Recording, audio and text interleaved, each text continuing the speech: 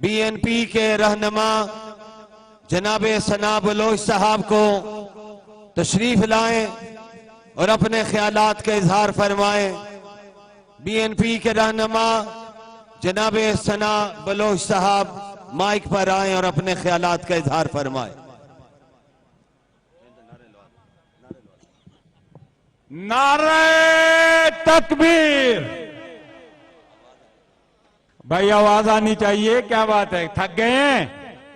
ابھی تو قائد جمعیت نے بھی آنا ہے، ابھی تو شہباز شریف صاحب نے بھی آنا ہے، ابھی تو مریم بی بی نے بھی آنا ہے، ابھی تو بلاول بھٹو نے بھی آنا ہے، اور اپنی اس تمام قیادت کو آپ نے اپنے جوش اور اپنے جذبے سے یہ ثابت کر کے دکھانا ہے کہ پی ڈی ایم کے یہ کارکن، پی ڈی ایم کے یہ جیالے، پی ڈی ایم کے یہ سرفروش انشاءاللہ اپنی قیادت کے حکم کے منتظر ہے کہ پی ڈی ایم کی قیادت اگر آج یہ اعلان کرے کہ تم نے یہیں پر بیٹھنا ہے جب تک ہم عمران خان کا سیاسی جنازہ نہیں پڑھیں گے، ہم نے یہاں سے نہیں جانا ہے۔ تیار ہیں؟ تیار ہیں؟ بہت بہت شکریہ۔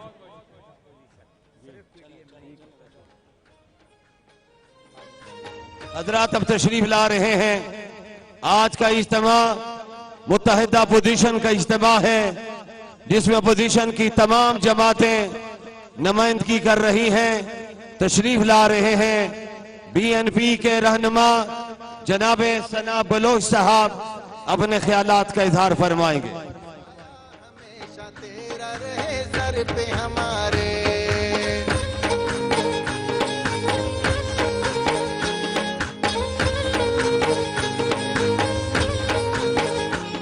ہر گلی ہر کوچے میں گونجے تیرے ہی نعرے، سایہ ہمیشہ تیرا رہے سر پہ ہمارے۔ بسم اللہ الرحمن الرحیم۔ آج کے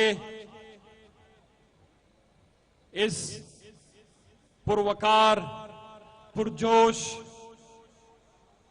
اجتماع کے اکابرین، اپوزیشن متحدہ اپوزیشن سے تعلق رکھنے والے اکابرین، سینئر اکابرین ابھی میرے خیال میں پہنچنے والے ہیں، غیرت مند خیبر پختونخوا سے آنے والے پختون بھائیوں، پنجاب بلے شاہ اور وارث شاہ کی زمین سے اس اجتماع میں تشریف فرما ہمارے پنجاب کے غیور اور پرجوش فرزندوں، بلوچستان کے سنگراخ چٹانوں، خون بہتے ندی اور دریاؤں اور صحراؤں سے تعلق رکھنے والے بلوچستان کے ولولہ انگیز شہزادوں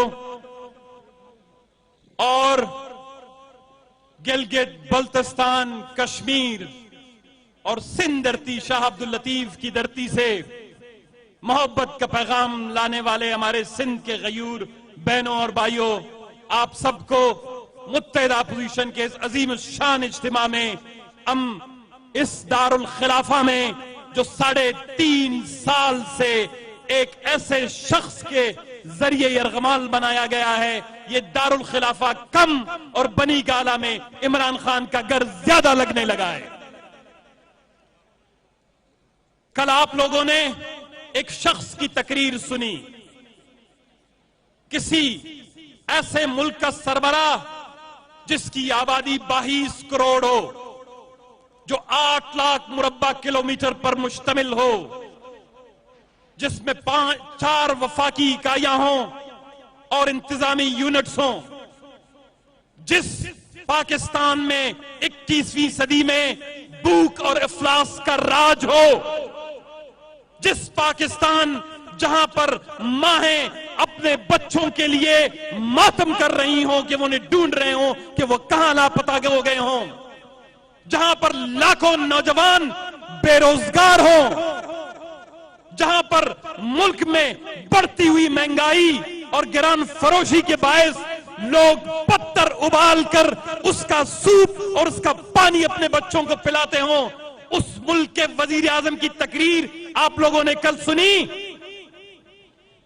ایک ایسا ملک جو مسلسل دلدل میں ڈوبا ہوا ہے, ایک ایسا ملک دنیا میں کرپشن کے اعتبار سے اپنا نام بنایا ہو, غربت کے اعتبار سے پوری عالم دنیا میں پاکستان غریب سے غریب تر ملکوں میں جس کا شمار ہوتا جا رہا ہو, انسانی حقوق کے حوالے سے پاکستان کا نام کہیں پر بھی ایک تہذیب اور مہذب طریقے سے نہیں لیا جاتا ہو, معاشی اعتبار سے پاکستان کو لوگ اپنی محفلوں اور مجلسوں میں نہیں بٹھاتے ہوں, پاکستان کے روپے کی قدر اور قیمت جس تیزی سے گر رہی ہو, اس ملک کے وزیر اعظم کی تقریر ایسی ہونی چاہیے تو جو اس نے کل کیا ہے, ایک لو لیٹر, وہ بھی سفید کاغذ کا دکھا کے لوگوں کو ڈرا رہا ہے کہ مجھے دھمکیاں مل رہی ہیں نکالنے کی, میرے خلاف عالمی صہیونی طاقتیں ہیں. او بابا, ایسے شخص کو نکالنے کے لیے کون سازش کرے گا؟ آپ کے ارد گرد اتنے ڈبو فواد چودھری کی شکل میں بیٹھے ہیں, وہی آپ کی سازش کے خلاف کے لیے کافی ہیں. نہ یہودیوں کے پاس وقت ہے, نہ عیسائیوں کے پاس وقت ہے, نہ کسی اور غیر مذہب کے کسی دانشور, معاشرتدان, سیاستدان یا تھنک ٹینک کے پاس اتنا وقت ہے کہ ایک ایسے مخبوط الاواز شخص کے خلاف پالیسیاں بنائیں جس کو جاپان اور جرمنی کی سرحدوں تک کا پتہ نہیں, جس کی پہلی تقریر مرغی کے انڈے اور بچے سے شروع ہوئی, دوسری تقریر بھینسوں سے دودھ پیدا کرنے کے حوالے سے, چوتھی تقریر میں مصنوعی بادلوں سے بارش پہ شروع ہوئی, اور آخری تقریر ایک نام نہاد خط پہ ختم ہوا. حبیب جالب نے, جو فرزند پنجاب اور فرزند لاہور تھے, انہوں نے اسی طرح کے حکمرانوں کے لیے ایک بہت ہی خوبصورت شعر کہا تھا. یہ کل جو انہوں نے کہا کہ پاکستان خطرے میں ہے, یہ ملک خطرے میں ہے, تو حبیب جالب کا وہ شعر مجھے کل جب میں ان کی تقریر سن رہا تھا یاد آیا. تو آپ ذرا سن لیجئے, سمجھ لیجئے, اور تھوڑے سے جوش اور جذبے سے اس کو بتا بھی دیجئے کہ وطن کو کچھ نہیں خطرہ, وطن کو کچھ نہیں خطرہ, نظام زر ہے خطرے میں, حقیقت میں جو ریزن ہے وہی ریبر ہے خطرے میں, اگر تشویش لاکھ ہے تو سلطانوں کو لاکھ ہے, اگر تشویش لاحق ہے تو سلطانوں کو لاکھ ہے, نہ تیرا گھر ہے خطرے میں, نہ میرا گھر ہے خطرے میں.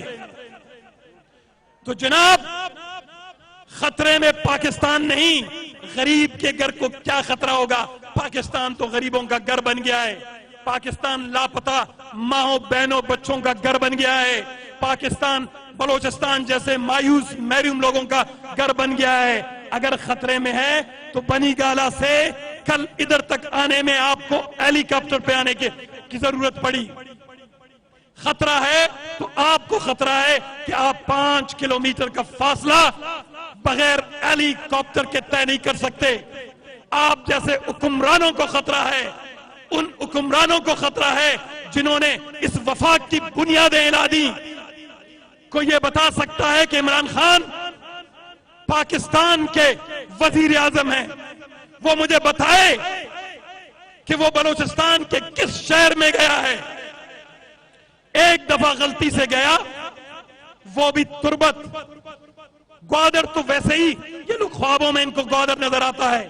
ایک دفعہ تربت گیا, وہاں پر تقریر کی کہ تربت کے ارد گرد بڑے اچھے صحرا اور نخلستان ہیں. جس طرح جرمنی اور جاپان کی سرحدیں اس نے ملا دی, بلوچستان کے جغرافیے کو بگاڑ کر رکھ دیا.